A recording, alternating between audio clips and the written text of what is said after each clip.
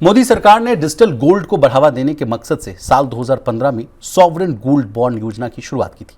इस योजना में सरकार इन्वेस्टर्स को सस्ते दामों में सोना खरीदने का मौका देती थी, लेकिन सरकार ने फरवरी 2024 के बाद से एसजीबी की नई किस्त जारी नहीं की।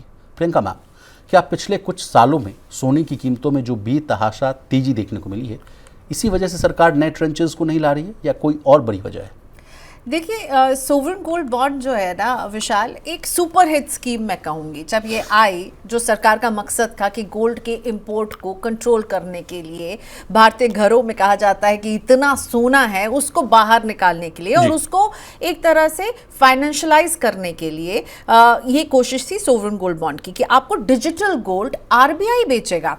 और इसमें सबसे इंटरेस्टिंग बात है, आरबीआई जब आपको ये गोल्ड देगा, इसके साथ साथ आरबीआई जो है सरकार की तरफ से इन्वेस्टर्स को इसमें 2.5% का एक एनुअल जो है इंटरेस्ट भी मिलने वाला था। तो सोचिए, आपका सोना भी रख रही है, सोने की कीमतें जैसे बढ़ेगी उस तरह का आपको रिटर्न एसजीबी से अटैच होकर मिलेगा, प्लस एडिशनल 2.5% का आपको इस पे रिटर्न मिलने वाला है। तो सोने पे सुहागा इस स्कीम को मैं कहूंगी, और हिट भी रही। लोगों ने जबरदस्त इसमें निवेश किया।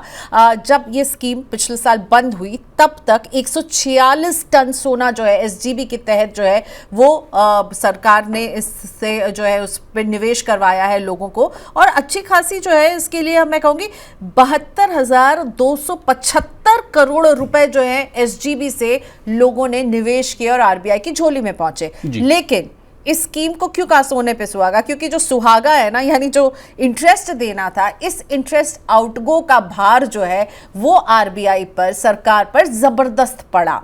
और यही जो है संसद में जब पूछा गया कि एसजीबी की अब अगली स्कीम जो है या अगला ट्रांच जो है वो कब आएगा, तो इस पर पंकज चौधरी जो है एमओएस फाइनेंस, उन्होंने कहा कि देखिए, सरकार जो है वो देखती है कि वो जिस तरह से कर्ज ले रही है उसमें वो एक प्रूडेंट सिस्टम को फॉलो करे, और कहीं ना कहीं ये साफ है, उन्होंने दबे स्वर में या फिर इनडायरेक्टली कहा कि एसजीपी पर भी विचार जारी है। कोई डेट सामने नहीं आई है। ऑलमोस्ट 1 साल हो गया, 1 साल से कुछ ज्यादा का समय हो गया जब एसजीपी के ट्रांच 2024 के बाद से कोई नया ट्रांच नहीं आया। बिल्कुल, तो 1.5 साल बीत गए, अभी तक हमने एसजीपी का कोई भी नया ट्रांच नहीं देखा है। हालांकि प्रियंका मैडम, बजट जो था इस बार का, जो बजट 1 फरवरी को हुआ, उसमें भी हम लोग सोच रहे थे, आपके साथ भी हम लोगों की चर्चा हुई थी कि क्या इस बजट में भी ऐलान हो सकता है या नहीं, कि सरकार की तरफ से एक बयान आना कि हाँ भाई हम इसको फाइनल क्लोजर नहीं हुआ है अभी तक। क्योंकि इस बजट में हमें भी लग रहा था कि कुछ नहीं तो जो वित्त मंत्री हैं निर्मला सीतारमण, वो बोल देंगे कि भाई ये एसजीबी हम डिसकंटिन्यू कर रहे हैं। अभी भी एक डिसकंटिन्यू कर रहे हैं, इसको लेकर फाइनल बयान नहीं आया है।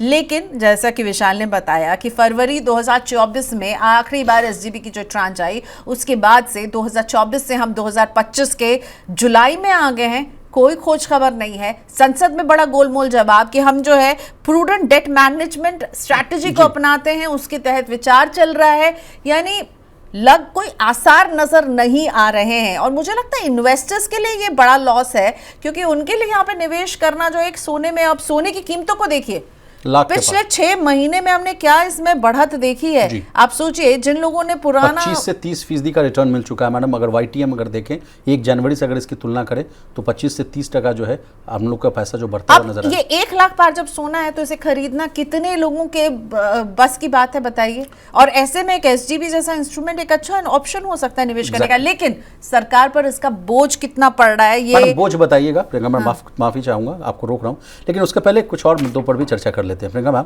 कहा जा रहा है, संसद में बयान दिया गया कि सरकार जो है अब बिना सोचे समझे इस स्कीम को फिर से लॉन्च नहीं करेगी। Prudent debt management. एग्जैक्टली। तो मैडम, मैं आपसे समझना चाहूंगा कि क्या 2015 में जब लॉन्च किया गया तो क्या सरकार उस समय बिना प्लानिंग के, बिना R&D के, रिसर्च एंड डेवलपमेंट की इसको लाई, और उसके बाद जिस तरह से आप बोझ का आंकड़ा बता रही हैं वो लाखों करोड़ के आसपास का है, तो क्या फिर से वो गलती नहीं दोहराना चाहती है सरकार? बिल्कुल, लग तो यही रहा है कि उसको बहुत ही एक हाफ थॉट के साथ लाया गया, समझा नहीं गया। उस समय लगा गोल्ड इंपोर्ट को कम करने के लिए ये एक अच्छा रास्ता हो सकता है, इन्वेस्टर्स के लिए तो अच्छा था, लेकिन सरकार के जो खजाने पर इसका बोझ जो है, इसकी देनदारी जो है इस सॉवरेन गोल्ड की वजह से 930% बढ़कर 1.2 लाख करोड़ पर पहुंच गई है। सरकार पर अच्छा खासा वित्तीय दबाव सॉवरेन गोल्ड बॉन्ड बना रहा है, और इसीलिए सरकार अब जो है सोवरेन गोल्ड बॉन्ड से मैं कहूंगी कन्नी काटते हुए नजर आ रही है। ना क्लियरली बोल रही कि हम बंद करेंगे, ना ही नया ट्रांच आ रहा है। और मुझे लग रहा है इंडस्ट्री और इन्वेस्टर्स, इंडस्ट्री से मेरा मतलब है म्यूचुअल फंड इंडस्ट्री, क्योंकि अब देखिए जब सोवरेन गोल्ड बॉन्ड जैसा एक ऑप्शन खत्म हुआ तो हमने देखा gold ETF, gold exchange traded funds में निवेश बढ़ा है और गोल्ड ईटीएफ्स ने अपनी गोल्ड होल्डिंग बढ़ाई है, क्योंकि लोगों को गोल्ड चाहिए। गोल्ड जब 1 लाख के पार पहुंच रहा है, सबको चाहिए कि उनके पोर्टफोलियो में वो चीज तो हो जो इतनी तेजी से बढ़ रही है। इसी के साथ अगर मैं जोड़ दूं, देश के तमाम जितने भी केंद्रीय बैंक हैं देश और दुनिया के, सबने अपनी गोल्ड होल्डिंग बढ़ाई है। चीन को देख लीजिए, दुनिया भर के जितने भी सेंट्रल बैंक हैं मैम, भर भर कर सोना खरीद रहे हैं। तो मैं और आप अगर गोल्ड होल्डिंग बढ़ाना चाहते हैं 1 लाख के पार सोना, तो हम तो खरीद नहीं पाएंगे। हमारे और आपके जैसे लोगों के लिए और तमाम लोग जो हमारा शो देखते हैं उनके लिए सोवरेन गोल्ड बॉन्ड एक बहुत ही आसान ईजी तरीका होता था। गोल्ड का रिटर्न जो है उन तक पहुंच सकता था, उनको ब्याज मिल सकता था। उनका तो लॉस है, लेकिन सरकार का भी तगड़ा लॉस है। और मुझे नहीं लगता है वो जो प्रूडेंट डेट मैनेजमेंट स्ट्रैटेजी उनकी कहेगी कि आप एसजीबी का नया ट्रांस लीजिए, तो अब हमें मान लेना चाहिए कि उसका रोल बैक हो चुका है। हम नहीं देखेंगे क्योंकि संसद में भी कोई ऐसा क्लियर जवाब नहीं आया, उन्होंने बस बता दिया।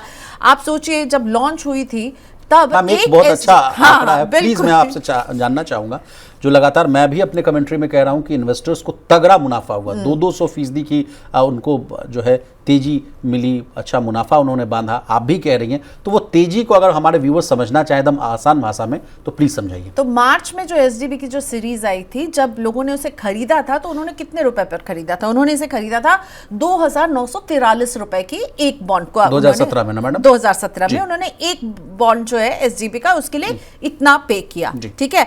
अब इस प्रति ग्राम, ठीक है, सो 2,943 रुपए, और उसी की कीमत जो है 17 मार्च 2025 को क्या हो गई है?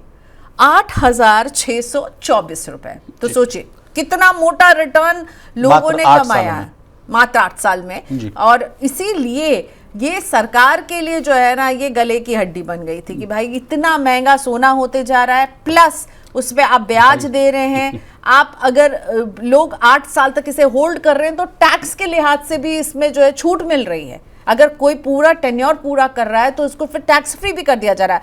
ब्याज हालांकि हर साल जब मिलता है लोगों को तब उस पर उनको टैक्स देना है, लेकिन फाइनल जो मैच्योरिटी की रकम मिलती है उसमें टैक्स नहीं देना पड़ता है। तो ये एक well not thought out policy सरकार लेकर आई। सरकार लोगों को भी पसंद आई, हमारे जैसे जो लोग इन्वेस्टमेंट की बात करते हैं हमें तो बहुत पसंद आई कि देखिए लोगों को गोल्ड में निवेश करने का इतना अच्छा मौका मिल रहा है। लेकिन ये बहुत ही सुनहरा मौका दिखने वाली जो एसजीबी थी, अब सरकार के लिए जो है ना एकदम कहें कि कन्नी काटने वाली स्थिति में है सरकार। ना हाँ बोलते हुए बन रहा है, ना बोलते हुए बन। मनी9 लाया है मेंबरशिप प्रोग्राम मनी9 प्राइम। अब आपके दिमाग में कई सारे सवाल होंगे, मसलन आखिर क्या है ये मनी9 प्राइम, आपके लिए यानी दर्शकों के लिए इसके क्या फ़ायदे हैं, और एक बड़ा सवाल ये कि मनी9 प्राइम से आखिर जुड़ना कैसे है। तो इसकी पूरी जानकारी हम आपको देने जा रहे हैं। मनी9 प्राइम में 3 प्लान होंगे, इकोनॉमी, स्टैंडर्ड और वीआईपी। तो फटाफट ज्वाइन कीजिए यूट्यूब पर मनी9 प्राइम। ज्वाइन करने के लिए मनी9 के यूट्यूब पेज पर जाइए, होम पेज पर मिलेगा ज्वाइन बटन, इसे क्लिक करें, अपनी पसंद का प्लान चुनें और बस हो गया, अब आप रहेंगे सबसे आगे।